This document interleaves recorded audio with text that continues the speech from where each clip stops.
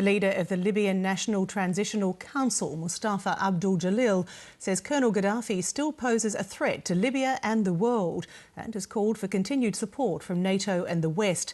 Rebel forces are poised on either side of the town of Sirte, ready for a final assault on Gaddafi's hometown and stronghold. With the capital Tripoli now almost entirely under rebel control, attention is now turning to the task of caring for those injured in the fighting and rebuilding infrastructure. John Stewart reports.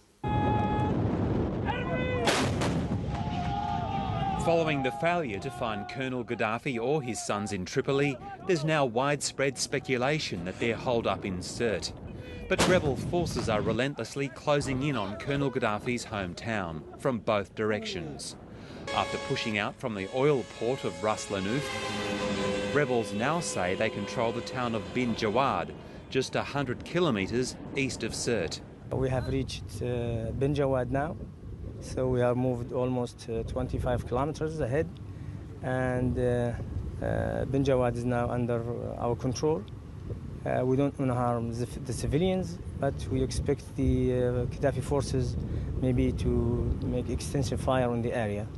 So we will see what we can do about this. To the west, anti-Gaddafi forces have established a checkpoint 80 kilometres from the Gaddafi stronghold. While waiting for reinforcements and equipment, they're monitoring civilians leaving the area to avoid the almost inevitable battle. Sirte is believed to be heavily fortified, and the die-hard Gaddafi supporters there aren't expected to give up without a fight. In Tripoli, rebels are consolidating their control of the capital and making some gruesome discoveries. This man survived a horrific attack on about 130 civilians by Gaddafi loyalists. We were praying when suddenly hand grenades, machine guns and pistols opened fire on us. This lasted for at least 15 minutes. At least one human rights organisation says the massacre was carried out by a military unit commanded by one of Gaddafi's sons. There are also grave concerns for thousands of prisoners. Rebels say almost 50,000 people arrested by Gaddafi's security forces are unaccounted for. Elsewhere, there are some signs of life returning to normal, but after 6 months of fighting, it's a struggle to restore the basics. There's a severe shortage of water, electricity is limited, and hospitals are full, struggling to cope with the ill and injured.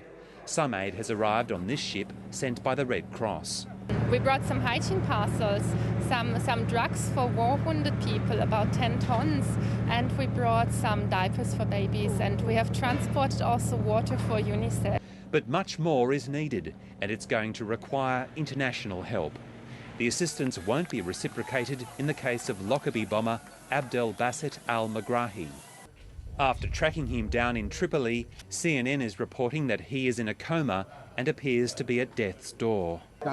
He's in a bad condition. He has cancer, and some people say he is dying.